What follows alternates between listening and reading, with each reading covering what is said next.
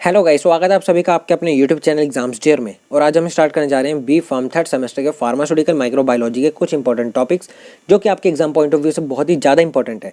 और इस लेक्चर में हम डिस्कस करने वाले हैं एसिड फास्ट स्टेनिंग और जील नेल्सन स्टेनिंग के बारे में। तो चलिए आइए स्टार्ट करते हैं। और जो भी स्टूडेंट इस चैनल पर नए आए हैं वो इस चैनल को सब्सक्राइब करना ना भूलें, क्योंकि इसी चैनल पर आप सभी स्टूडेंट्स को बी फार्म थर्ड सेमेस्टर के सभी सब्जेक्ट के प्रीवियस 5 ईयर्स के क्वेश्चन पेपर सॉल्व कराए जाएंगे।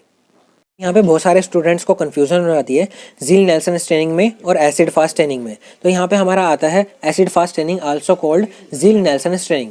अब एसिड फास्ट स्टेनिंग को ही हम जो है जील नेल्सन स्टेनिंग कहते हैं, और ज़्यादातर ये जो एग्जाम्स में पूछा जाता है जील नेल्सन स्टेनिंग के नाम से ही पूछा जाता है। तो आप इसको जो है बहुत अच्छे से याद करके जाइएगा। यहाँ पे हमारा पहला क्वेश्चन बनता है कि हम एसिड फास्ट स्टेनिंग कर क्यों रहे हैं, क्योंकि हमारे पास बहुत सारी स्टेनिंग प्रोसेस है, जैसे हमारा सिंपल स्टेनिंग हो गया या फिर हमारा ग्राम स्टेनिंग हो गया। तो हम एसिड फास्ट स्टेनिंग क्यों कर रहे हैं? अब यहाँ पे हमारे कुछ माइक्रो ऑर्गेनिजम्स होते हैं जिनके पास सेल वॉल जो है वो एब्सेंट होती है। अब उनको आइडेंटिफाई करने के लिए हम जो है एसिड फास्ट स्टेनिंग करते हैं। अब हमारा अगर माइक्रो ऑर्गेनिज्म के पास सेल वॉल होगी तो उसको हम जो है इजीली आइडेंटिफाई कर सकते हैं with the help of simple staining और ग्राम स्टेनिंग। अगर हमारे पास सेल वॉल ही एब्सेंट है तो वहाँ पे हमारा सिंपल स्टेनिंग और ग्राम स्टेनिंग के थ्रू हम वहाँ पे आइडेंटिफाई नहीं कर सकते हैं। नेक्स्ट अब हम इसके प्रिंसिपल देख लेते हैं। When we add carbol phosphate dye it reacts with cytoplasm which is acidic and give red colour. अब हमारा जो माइक्रो ऑर्गेनिज्म है उसका जो साइटोप्लाज्म है वो एसिडिक नेचर का होता है। तो जब हम कार्बन फॉस्फेट डाई उसमें ऐड करते हैं तो वो जो हमारा साइटोप्लाज्म के साथ रिएक्ट करती है और वहाँ पे हमारा रेड कलर दे देती है। On washing with alcohol non acid fast micro organisms decolourise. अगर हमारा non acid fast micro organism होगा वो हमारा डीकलराइज हो जाएगा जब हम एल्कोहल से वॉश करेंगे। अब इसका प्रिंसिपल जो है हम फ्लो चार्ट की हेल्प से समझ लेते हैं। जैसे हमारे पास यहाँ बैक्टीरिया है, कोई भी अननोन बैक्टीरिया, उसमें हमने जो है कार्बल फॉस्फेट डाई ऐड करी और उसने जो है रेड कलर दे दिया, तो वहाँ पे हम कह सकते हैं कि वो बैक्टीरिया जो है वो हमारा एसिड फास्ट नेचर का था। नेक्स्ट अब हम इसका प्रोसीजर देख लेते हैं किस तरीके से हम जो है एसिड फास्ट स्टेनिंग को परफॉर्म कर सकते हैं। इसमें हमारा फर्स्ट स्टेप आता है make smear on glass slide. सबसे पहले हम ग्लास स्लाइड लेंगे, उसको अच्छे तरीके से वॉश करके उसमें जो है स्मेयर प्रिपेयर कर लेंगे। सेकेंड स्टेप आता है add few drops of carbon phosphate dye and allow to dry. और हमें उसमें जो है 2-3 ड्रॉप जो है उसमें कार्बन फॉस्फेट डाई जो है उसको डाल के थोड़ी देर तक उसको ड्राई होने के लिए रखेंगे। थर्ड स्टेप आता है वॉश इट विद एल्कोहल। फिर हम उसको जो है एल्कोहल के साथ वॉश कर देंगे।